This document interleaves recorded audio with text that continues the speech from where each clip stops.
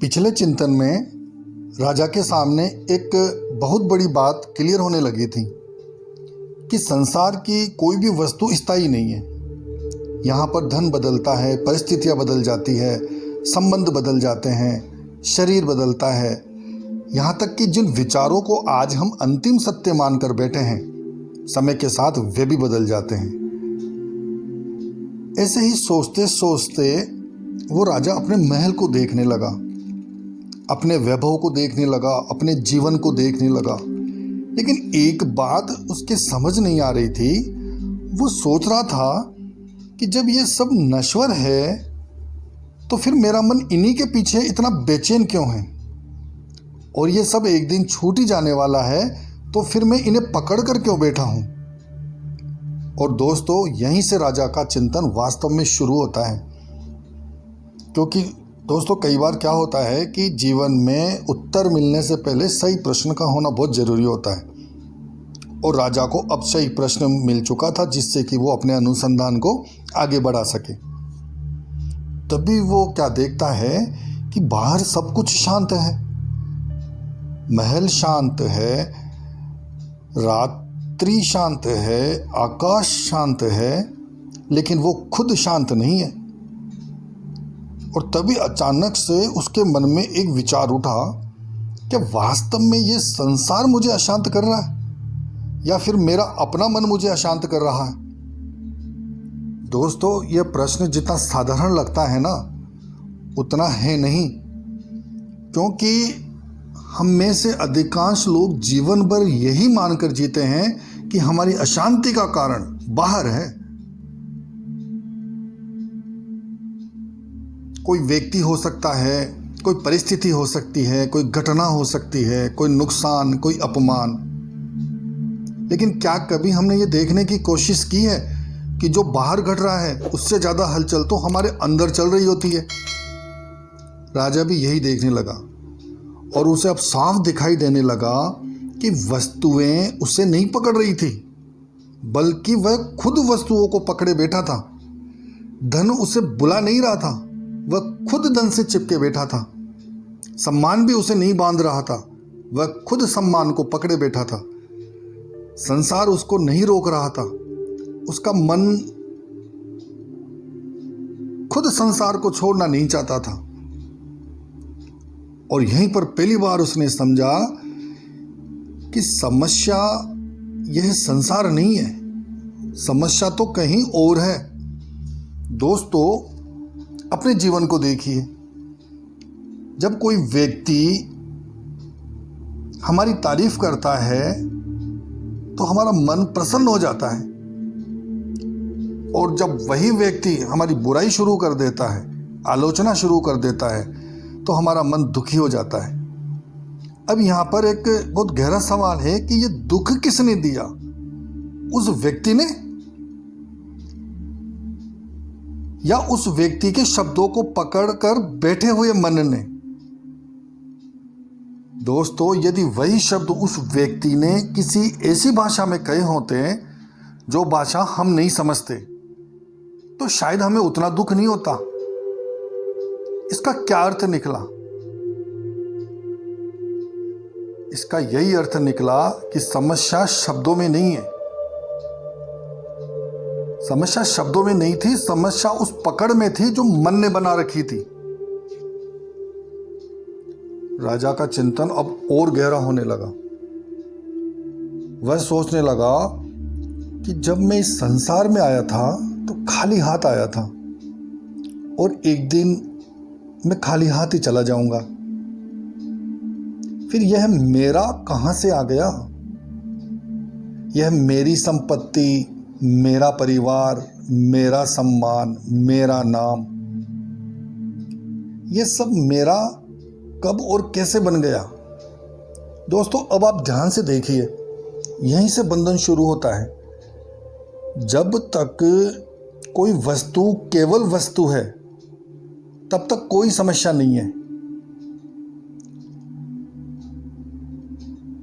लेकिन जैसे ही मन कहता है यह मेरी है, उसी समय एक अदृश्य डोर बन जाती है। और उसी डोर के साथ जुड़ जाते हैं डर, चिंता, उम्मीदें और दुख। राजा अभी किसी निर्णय पर नहीं पहुंचा था, लेकिन संसार को देखने का जो उसका दृष्टिकोण था वो अब धीरे धीरे बदलने लग गया था दोस्तों। पहले उसको लगता था कि दुख बाहर से आता है, अब उसे लगने लगा था कि दुख का रास्ता बाहर से होकर जरूर आता है, लेकिन उसका घर मन के अंदर है। और दोस्तों, जिस आत्मचिंतन की मैं बात कर रहा था, उस आत्मचिंतन की यही शुरुआत है। जब कोई व्यक्ति संसार को बदलने की कोशिश छोड़कर खुद को देखना शुरू करता है ना, जब वह दूसरों के दोष छोड़कर अपने मन की चाल को समझना शुरू करता है, जब पहली बार वह यह स्वीकार करता है कि समस्या बाहर नहीं मेरे देखने के ढंग में है, तभी से आत्मचिंतन की शुरुआत हो जाती है। राजा उसी दिशा में आगे बढ़ रहा था। हालांकि उसे अभी उत्तर नहीं मिला था, लेकिन उसका भ्रम टूटना शुरू हो गया था। और दोस्तों, कई बार जो हमारी स्पिरिचुअल जर्नी है, जो आध्यात्मिक यात्रा है, इसमें यही सबसे बड़ा कदम होता है। उत्तर मिलने से पहले भ्रम का टूटना शुरू हो जाना। लेकिन अब राजा के सामने एक और प्रश्न खड़ा हो गया था कि यदि समस्या संसार नहीं है, यदि समस्या मन की पकड़ है या मन की आसक्ति है, तो यह पकड़ या आसक्ति पैदा कहां से होती है? मन किसी वस्तु को मेरा क्यों कहने लगता है? राजा सोचने लगा, मैं दिन भर कितनी बार इस शब्द का उपयोग करता हूं। मेरा राज्य, मेरा महल, मेरा परिवार, मेरा नाम, मेरा शरीर, मेरा सम्मान, मेरा विचार। पर क्या कभी मैंने रुककर अपने आप से यह पूछा है कि वास्तव में इनमें से मेरा क्या है? और दोस्तों, इस प्रश्न पर राजा जितना विचार करता गया, उतना ही उसका मन आश्चर्य से बढ़ता गया। उसे लगने लगा जैसे वह जीवन भर एक ऐसी बात को सच मानता रहा जिसे उसने कभी परखने की कोशिश ही नहीं करी। उसने खुद से पूछा कि जब मैं इस संसार में आया था तब इनमें से कौन मेरे साथ आया था? क्या मैं धन साथ लेकर आया था? क्या मैं कोई पद लेकर आया था? क्या मैं कोई पहचान लेकर आया था? नहीं, यहां तक कि मेरा नाम भी मेरे साथ नहीं आया था। और जब मैं इस संसार से जाऊंगा तब इनमें से कौन मेरे साथ जाएगा? क्या यह महल मेरे साथ जाएगा? क्या यह राज्य मेरे साथ जाएगा? नहीं, यहां तक कि यह शरीर भी मेरे साथ नहीं जाएगा, सब यहीं रह जाएगा।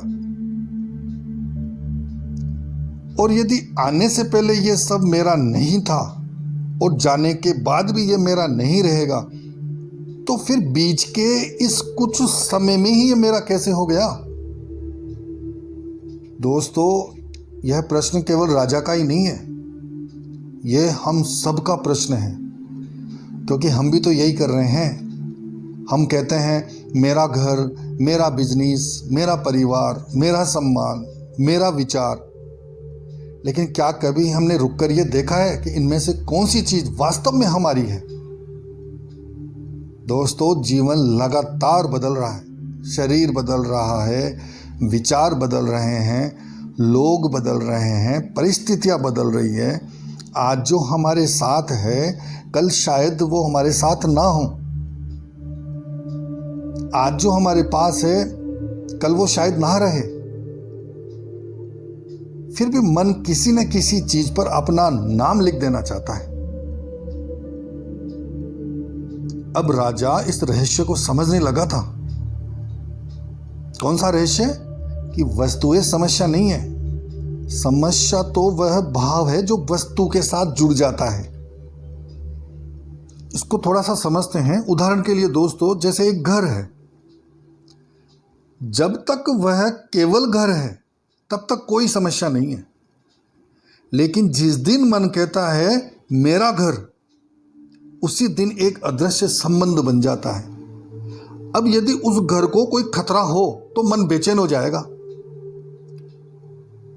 और यदि कोई उस घर की कमियां गिना दे या बता दे तो मन दुखी हो जाएगा, और यदि उस घर को खोने का डर पैदा हो जाए तो मन बहुत ज्यादा डर जाएगा।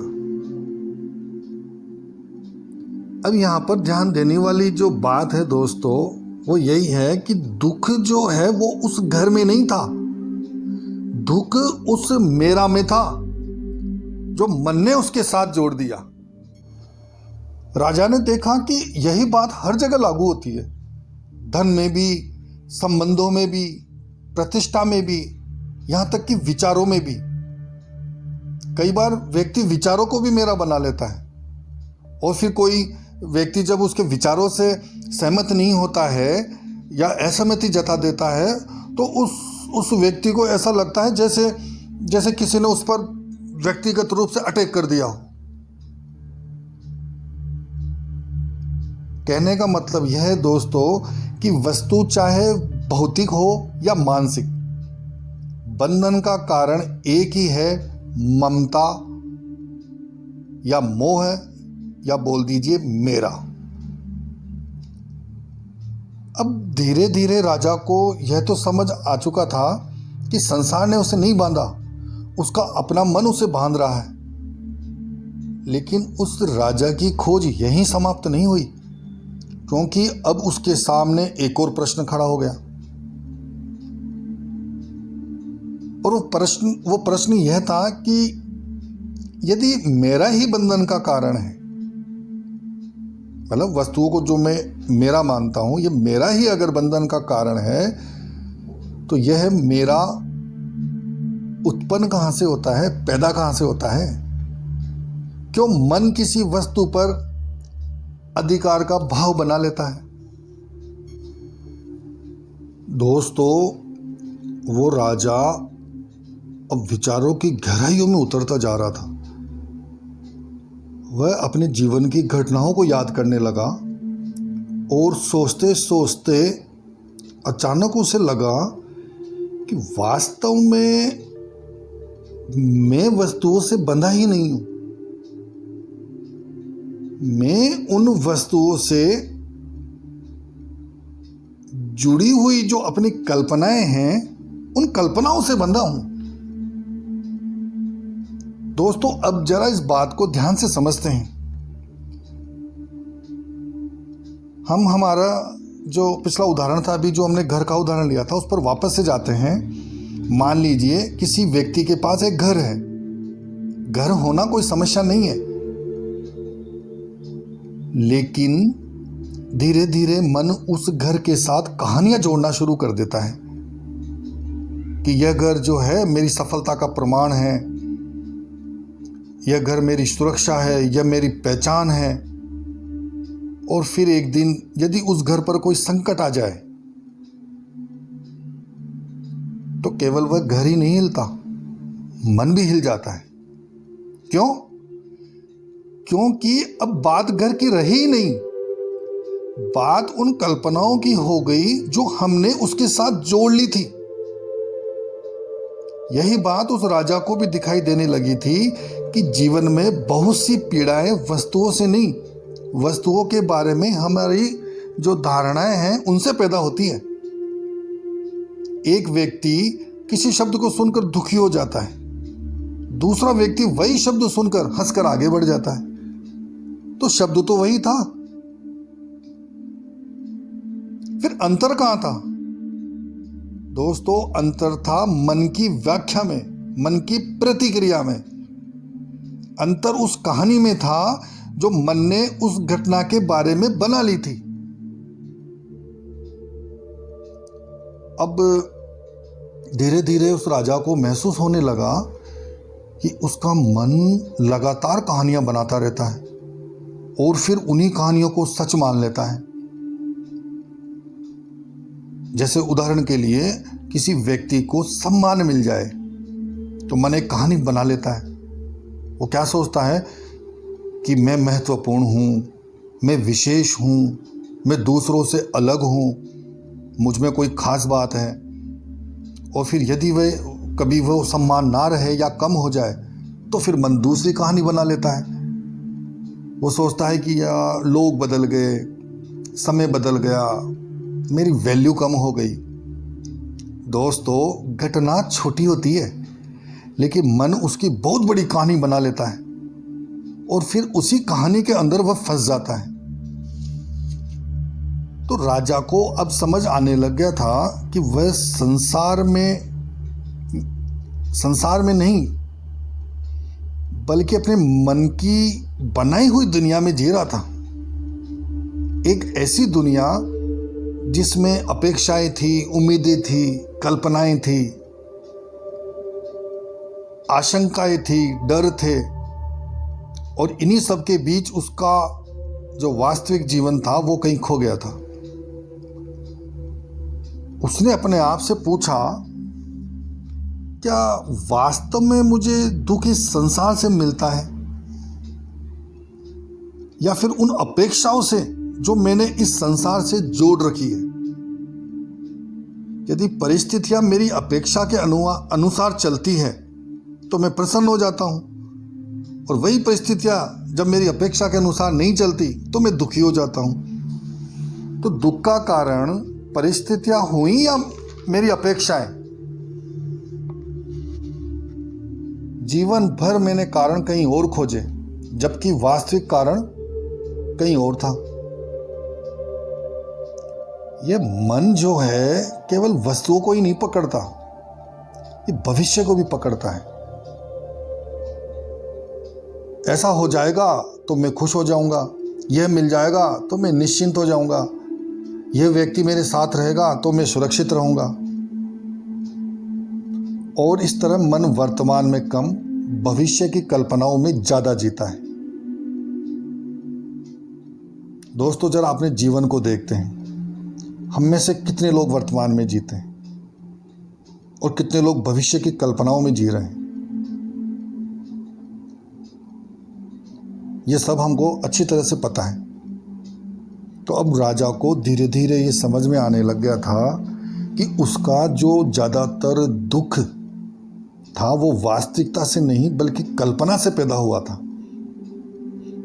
जैसे मान लीजिए कोई एक बच्चा है तो अंधेरे में वो बच्चा कभी कभी खुद ही किसी की कल्पना कर लेता है और डर जाता है। उसे लगता है कि वहाँ कोई है जो उसे देख रहा है, उसका पीछा कर रहा है, जबकि वास्तविकता में वहाँ कुछ भी नहीं होता, लेकिन उसका जो डर होता है वो वास्तविक होता है। तो राजा ने सोचा, क्या मैं भी कुछ ऐसा ही नहीं कर रहा हूं, मतलब उस बच्चे की जैसे? क्या मैं भी अपने ही मन की बनाई हुई धारणाओं और कल्पनाओं से डर नहीं रहा? और जैसे जैसे वह इस प्रश्न पर विचार करता गया वैसे वैसे कड़वा सत्य उसके सामने आने लगा। क्या था वो सत्य? मैं वस्तुओं से नहीं बंधा हूं, मैं संबंधों से भी नहीं बंधा हूं, मैं उनसे जुड़ी अपनी मानसिक कहानियों से, उनसे जुड़ी हुई अपनी अपेक्षाओं से, उनसे जुड़ी हुई अपनी धारणाओं से, अपनी कल्पनाओं से बंधा हूं। और जैसे जैसे राजा और गहराई से विचारता गया तो उसे लगा कि बंधन की जड़ जो है वो कहीं आसपास ही है। मतलब उसे ऐसा लगने लगा कि बंधन की जो जड़ है मैं उसके बहुत करीब पहुंच गया हूं, लेकिन अभी उसको कुछ क्लियर नहीं हो रहा था। लेकिन वो सोचता जा रहा था, गहराई में उतरता जा रहा था। यही होता है दोस्तों वास्तविक आत्मचिंतन। और वो सोचने लगा कि यदि कल्पनाएं और अपेक्षा ही मुझे बांध रही है तो फिर उनके पीछे कौन सी शक्ति काम कर रही है? आखिर मन बार बार पकड़ बनाता ही क्यों है? मतलब मन जो है बार बार सांसारिक वस्तुओं में आसक्ति क्यों होता है? और यहीं से राजा के चिंतन की अगली स्टेप शुरू होती है। राजा इस प्रश्न पर बहुत देर तक विचार करता रहा और धीरे धीरे उसे अपने मन की एक ऐसी चाल दिखाई देने लग गई जिसे उसने पहले कभी नहीं देखा था। उसे दिखाई देने लगा कि हर पकड़ से पहले एक चाह होती है, हर बंधन से पहले एक इच्छा होती है, हर दुख से पहले एक अपेक्षा होती है। मन पहले कहता है कि यह मुझे मिल जाए और फिर कहता है यह मेरे पास बना रहे और उसके बाद कहता है यह मुझसे कभी भी दूर ना हो जाए। यहीं से तृष्णा जन्म लेती है। दोस्तों ध्यान से देखिए, जब तक कोई वस्तु हमारे सामने नहीं आई होती तब तक हम उसके बिना भी जी रहे होते हैं। गहरी बात है। लेकिन जैसे ही मन उसके बारे में एक कल्पना बना लेता है वैसे ही एक नई बेचैनी भी शुरू हो जाती है। राजा ने देखा कि मनुष्य पहले वस्तु नहीं चाहता, वह उस सुख को चाहता है जिसकी कल्पना उसने उस वस्तु से जोड़ रखी होती है। जैसे किसी को धन चाहिए, क्यों? क्योंकि वह उस सुरक्षा की कल्पना करता है जो वह धन से जोड़ रहा है। या जैसे किसी को सम्मान चाहिए, क्यों? क्योंकि उसे उस महत्व की अनुभूति चाहिए, एहसास चाहिए जो वह सम्मान से जोड़ रहा है। किसी को कोई विशेष संबंध चाहिए, क्यों? क्योंकि व्यक्ति से अधिक वह उस मानसिक सहारे की कल्पना को पकड़कर बैठा है। और दोस्तों यही राजा को एक गहरा सत्य दिखाई दिया कि मनुष्य वस्तुओं का दास नहीं बनता, वह अपनी इच्छाओं का दास बनता है। इच्छा पूरी हो जाए तो कुछ समय के लिए शांति का आभास होता है। गौर करना दोस्तों, सिर्फ आभास होता है और यह आभास भी स्थायी नहीं होता, क्योंकि कुछ समय बाद ही मन फिर किसी नई दिशा में भागने लगता है। फिर कोई नई इच्छा है, फिर कोई नई अपेक्षा, फिर कोई नया लक्ष्य। तो राजा को ऐसा लगने लगा कि जैसे मन एक ऐसे यात्री की तरह है जो रेगिस्तान में प्यास के मारे दौड़ रहा है। उसे दूर पानी दिखाई देता है, लेकिन वहां पहुंचने पर पता चलता है कि वहां तो पानी ही नहीं है। और फिर उसे दूसरी दिशा में पानी दिखाई देता है, वह फिर से भागता है और वही कहानी दोहराई जाती है। और उसे जल की प्राप्ति नहीं होती, क्योंकि मृग तृष्णा का जल केवल प्रतीत होता है, वास्तव में वह होता ही नहीं है। यह मैं पहले के वीडियो में बता चुका हूं। और दोस्तों यही कारण है कि अध्यात्म शास्त्रों में तृष्णा की तुलना मृग तृष्णा से की गई है। अध्यात्म शास्त्रों में मृग तृष्णा से। राजा को अब समझ में आने लगा कि समस्या इच्छाओं के पूरा होने या नहीं होने की नहीं है। देखो कितनी बड़ी गलतफहमी दूर हो गई। समस्या ये है ही नहीं कि हमारी इच्छाएं पूरी हो रही है कि नहीं हो रही है। समस्या तो उस अंतहीन दौड़ की है जो मन के अंदर चल रही होती है और कभी खत्म होने का नाम ही नहीं लेती है। और यहीं पर उस राजा को अपने दुख का वास्तविक कारण दिखाई देने लगा।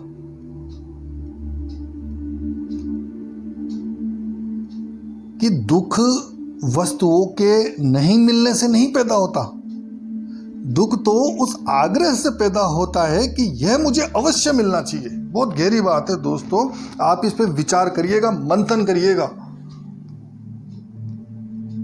क्योंकि मैंने आपसे कहा था एक बार एक वीडियो में कि घी दूध में रम रेहा व्यापक सभी ठोर, दादू वक्ता बहुत है मथी काढ़े ते और। जिस प्रकार से घी जो घी होता है वो दूध में सर्वव्यापी होता है, लेकिन वो आसानी से पकड़ में नहीं आता है। एक प्रक्रिया के जरिए उसे निकाला जाता है। पहले उसे गर्म किया जाता है, फिर ठंडा किया जाता है, फिर उसमें दही डाला जाता है, फिर जब दही बन जाता है तो उसका मंथन किया जाता है। ये आत्मचिंतन है, ये वही मंथन है। तो इसमें जो घी रूपी शांति है, परम शांति, वो निकलेगी, शीतलता निकलेगी, और फिर ये दुनिया संसार खेल लगने लगेगा। आप अपने उस आनंद स्वरूप को जान पाओगे।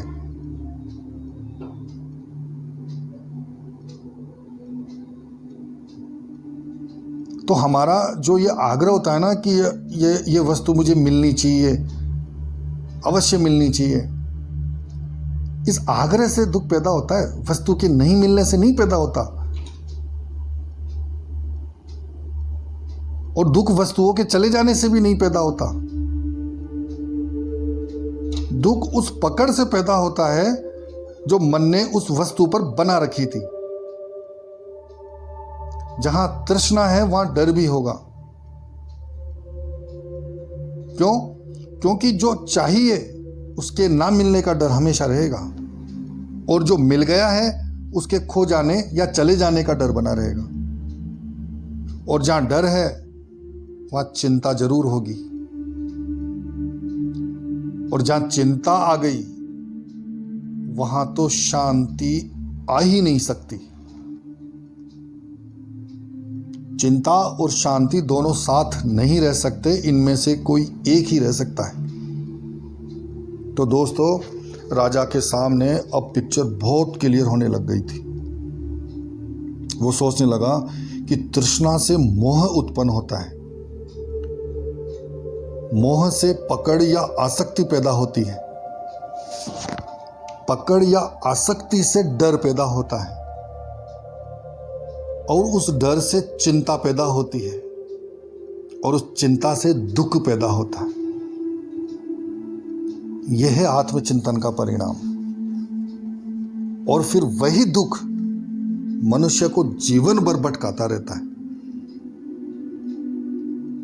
और राजा को अब बंधन की जड़ भी साफ साफ दिखाई दे रही थी। संसार ने उसे नहीं बांध रखा था, लोगों ने उसे नहीं बांधा, वस्तुओं ने उसे नहीं बांधा। बंधन की जड़ उसके अपने मन में थी, और उस जड़ का नाम था तृष्णा।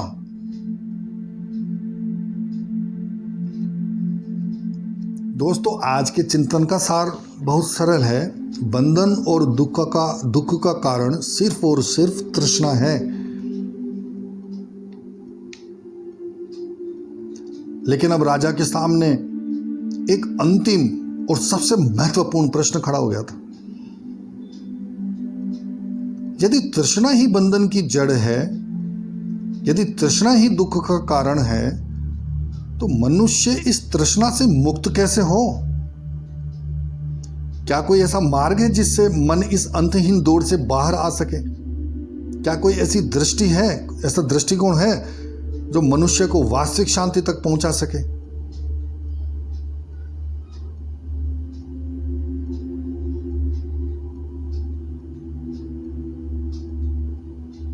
दोस्तों, वीडियो को लाइक और शेयर जरूर करें, और मुझसे जुड़े रहने के लिए चैनल को सब्सक्राइब भी करें।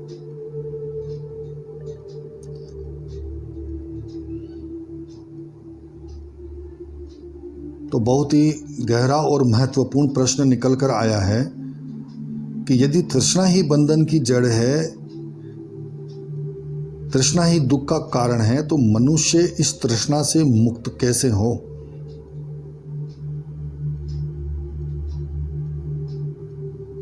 तो दोस्तों, मिलते हैं अगले चिंतन में, जहां राजा की खोज अपने शिखर पर पहुंचेगी, और इस अंतिम और महत्वपूर्ण प्रश्न का जवाब भी हमें मिलेगा।